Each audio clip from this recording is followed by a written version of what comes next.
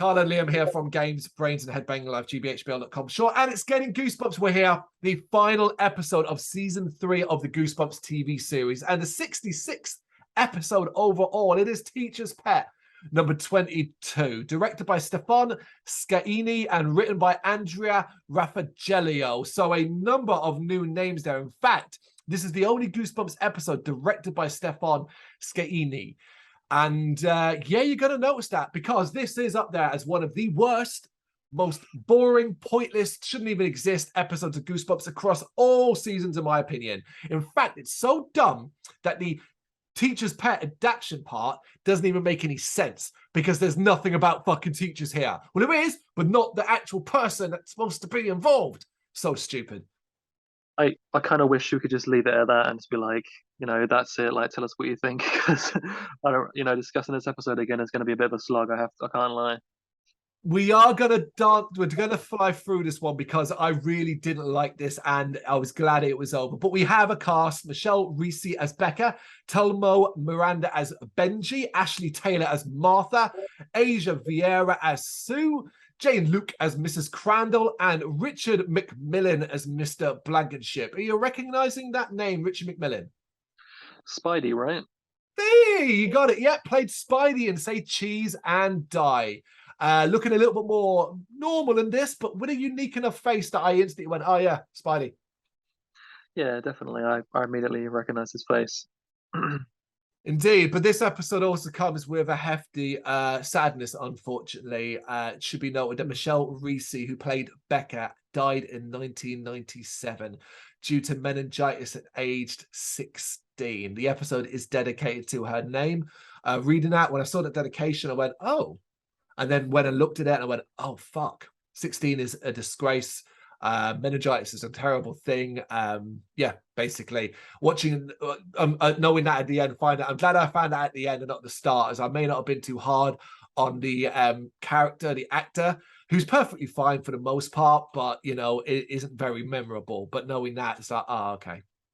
Yeah, such a sad story like that. It does make me feel pretty bad for probably for some of the things we're going to say that aren't too kind about the episode, but as you mentioned, like her performance, certainly not It's a story. Not one of the issues really with it. There's many other issues, so yeah. Agreed. And I guess I put this in because fuck me, is it notable? It's notable for this Getting Goosebumps series. This is the final singular episode. It is the final single episode that was actually aired. The remaining episodes that will appear in season 4 are all two-parters. So while we're not done quite yet, that at least feels significant. That makes it feel like there's actually an end coming. It does. Okay. A school bus dropping some kids off for a trip into the woods. And we focus on 2 in particular, Becca and Benja. Becca and Benji. The former teases the latter about a legend that says you can hear the cries of tormented souls on the wind. And if you're thinking, it means nothing. It is irrelevant to this story. It doesn't come back in any way because I presumed, oh, okay, we're doing that then. We're doing something kind of ghostly in the woods. But nope, it's absolutely nothing. Pointless. Yep. The teacher leads the kids for the woods and, oh my God, it's a Goosebumps trope. They're being watched by something. Becca notices that she lost a locket and her and Benji try to look for it. They can't find it, and as they look, whatever is watching them keeps getting closer. Becca finds a locket, but is startled by a bush moving nearer. When she looks, she finds a bunny rabbit! It's a bunny rabbit scare again. We only had one of these in Skin a couple of episodes ago, but we've got another one. Fucking hell. Wait till you see its face. Yes, indeed, because when she picks it up, we see it has the face of a lizard, and this is one of those Goosebump effects that are just beautifully bad. Well, they've done is try to superimpose the face of a lizard across the bunny's face, and you can almost see the fuzzy edge of the green screen around it. It's not good. Aren't you cute?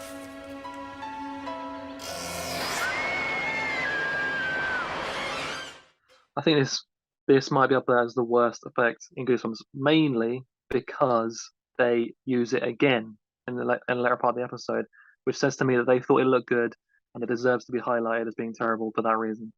Well, I'm not going to agree with you on that because I think the effect at the very end of this episode is the worst thing I've seen in Goosebumps, but we'll get to that. Oh yeah, you might be right on that one. She drops the bunny rabbit, screams, and Benji comes running, but the rabbit has now run off. As Becca tries to explain to Benji, the teacher, Mrs. Crandall, returns with the rest of the class. Of course, nobody believes Becca's crazy story. And that's that. We move on. Well, they've clearly established her as the kind of girl that cries wolf, right? So why would they believe her? Of course, big establishment here with these characters. Outside the nature center, the kids are introduced to Mr. Blankenship. He gives a speech about nature and shows a snake, talking about how great it is. He then feeds it a mouse, much to the delight of the kids. Obviously, folks, off screen, we don't see a mouse literally being devoured by a snake. Although I did wonder for a moment, it's like, go on, do it. Go nuts. Just go nuts. You're like, are they? No. The class are then given an assignment to find other examples of the food chain in action by Mrs. Crandall. And Mr. Blankenship warns them to stay on the paths. I'm going to stop here and say this is one of the most disappointing aspects of this. Richard McMillan proved in, say, Cheese and Die that he can play a quite cheesy, eccentric, and eerie role. Here, they try to give them a similar kind of thing to a degree with weight to his words, but he needs to ham it up. He needs to really push it, and unfortunately, he just comes across really dry and boring. Almost like he's just sleeping his way through it. Like he was, convinced to come back and do another Goosebumps episode. Maybe he didn't even really want to. Also, I just have to say, this is a little bit of a spoiler for the episode, so spoiler warning for the twist at the end involving his character. I don't remember this episode at all. It's that forgettable and boring. But I swear to God, as soon as he started talking about snakes, I immediately was like, he's a snake, isn't he? Yep. Straight away. And that's bad because you can normally never guess the Goosebumps twist. But when it's that obvious, yeah, maybe we're just seeing too much Goosebumps. Maybe that's why. But yeah. Well, I didn't necessarily jump to that because I had never seen this. I had nothing really to go on, but I was quickly losing interest. So I was very much half watching this. So when the snake starts to really become a prominent thing of it, I just presumed it was a transformed thing. I didn't even put the two together at all. But I don't think that's because it was clever. I think it's because I wasn't paying fucking attention. Because I think you're right. I think now knowing how it plays out, I think it signposts itself in ways that Goosebumps often doesn't. Lazily, almost. Yeah, no, definitely. It does. And talking about lazy, this is how quickly this episode just wants to get to its point. Becky and Benji explore the woods and come across an old cabin. Just an old cabin with restricted no trespassing signs around. And immediately Becca wants to check it out and even tries to get inside, thinking it's abandoned. They get the door open. We get CGI bat scare. Load of bats come flying out. Been a while since we've seen CGI bats. Welcome return. Indeed. And inside it's dark and you hear an animal noise. Benji wants to leave, but she goes inside, so he follows. Inside, they turn the light on and find some sort of lab. Becca messes with a vial and is scared by what is inside, so drops it. I couldn't really work out what it was. I wrote like a wormy thing crawls away, but I couldn't work out what it was because it's not shot very well. I mean, considering this is all about snakes, gotta be some kind of snake, I guess. That makes more sense.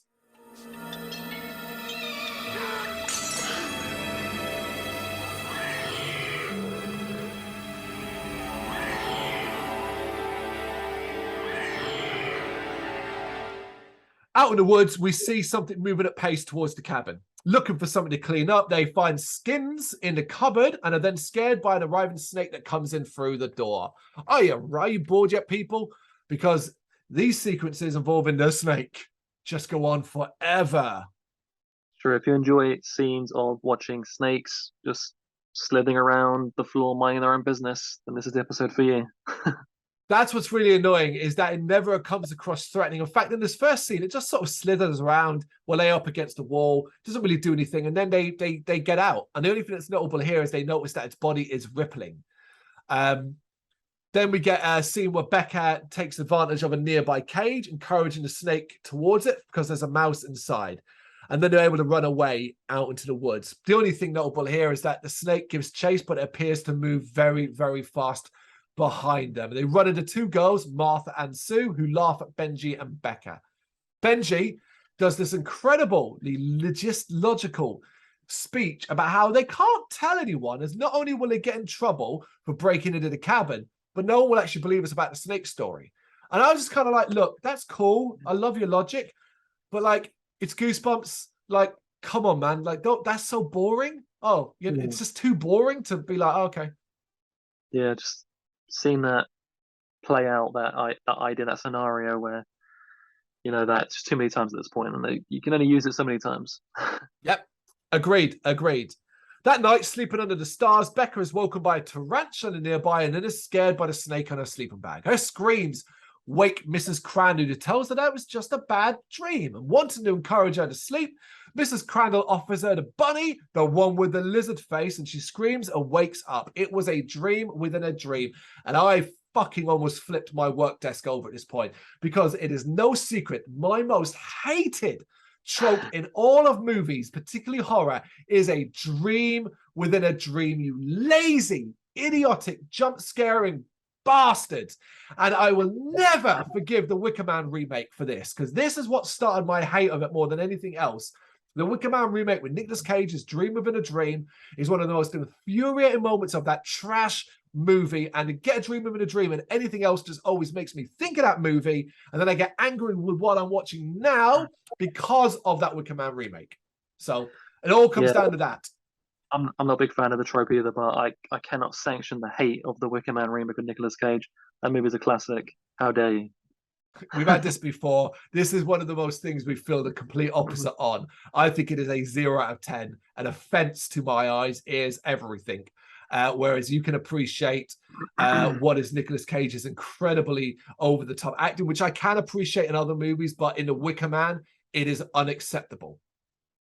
It's comedy gold. Let's just move on. Indeed. Everyone is asleep as she tries to calm down, but noises from the woods startle her. She gets a torch, wakes up Benji, although he just wants to sleep. She wants to find out what was in the vial suddenly, because now suddenly, right, she's all like, yeah, let's go back and find out what's in the vial. And actually manages to convince Benji, who bear in mind was a chicken shit during the day, to go into the woods at night and back to the cabin. No fucking way. Just says it in the script. It's not their fault. Arriving, they find it empty, so go back in. She is insistent that something weird is going on and that she's going to find out. What do you mean? Where have you got this from? Aside from the bunny lizard thing that you've seen once, which you could put down to maybe it was your imagination, or the bunny was deformed in some way, you've got nothing to go on. You broke into the cabin. The snake, while weird, acted like a fucking snake. What she's using is her dream within a dream as logic, as a reason. And that is like, no, episode, no. I was hating this. Got to give him more ammunition than that, surely. Because the thing is, we haven't seen Mr. Blankenship in particular since the very first beginning. It's not like he's been around being weird, or they see him sneaking off into the cabin or something like that. No. It's not even been in it. I reckon the guy that played him was like, this is just rubbish. I'm off. And while they were filming the other scenes, they were convincing him off set, not trying to get him to come back, film the ending scene. It's like, what are you talking about? Because when you see the ending scene, you'll understand why he might have been needed convincing to return for that. She opens the cupboard and finds some beakers of liquid with varied animals' names on them, picking up one with monkey and owl written on it. The door behind now closes, and when they turn around, it's Mr. Blankenship, who tells them to be careful as they might hurt them. He questions the kids and says the beakers, for some reason, he tells them everything for no good reason. The beakers are research and that he has been experimenting with crossbreeding to make creatures better suited to the habitat. And Becca realizes that the rabbit with the lizard face is one of his experiments. This is very important research. What kind of research? I've been experimenting with crossbreeding. In those test tubes are the seeds of an entirely new species which will be better adapted to their environments. Imagine an ordinary turtle with the speed of a cheetah. That rabbit with the lizard face. Benji tries to leave, but Mr. Blankenship stops them and reveals that he's created a crossbreed of a snake with the brain power of a human. And then he transforms into a snake. The snake that tormented them earlier in the cabin. Yeah, we have reached nonsensical stages, and I didn't care enough to get that offended. I was like, whatever. Yeah, but I just thought at least Goosebumps normally you get the effect of they've used makeup or they used a costume or a suit or something, but he just transforms into just a A literal normal, snake. boring looking snake. You And do get a yeah, brief scene. You do get a brief shot of where like it's a snake standing up in his clothes, and I did yeah, laugh at that. I thought like maybe that'd be something, but then yeah, just a normal boring snake. That's the best they could do, really.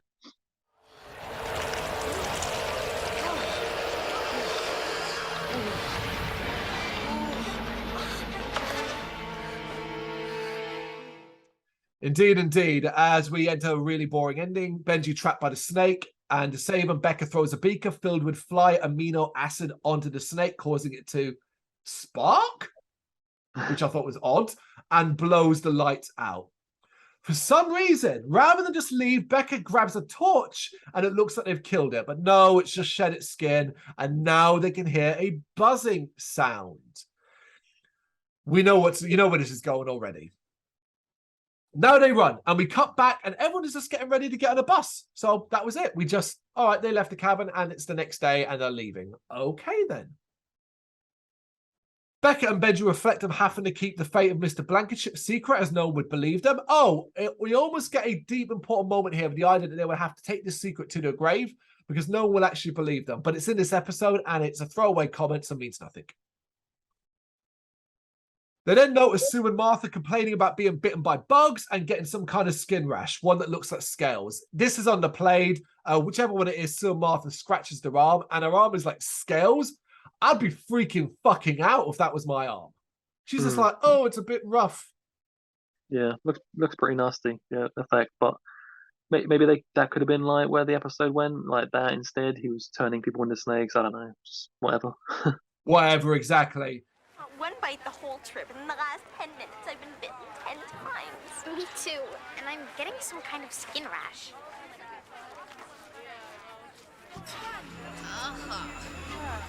A fly then flies at the Benji's face, and he swats it away. From its POV, we see it fly onto the bus behind them.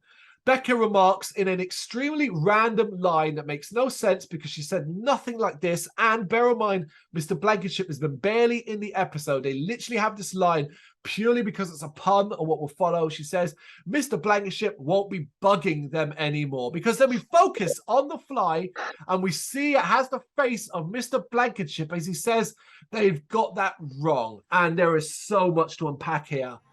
I'm glad that's over. Well, Blankenship won't be bugging us anymore.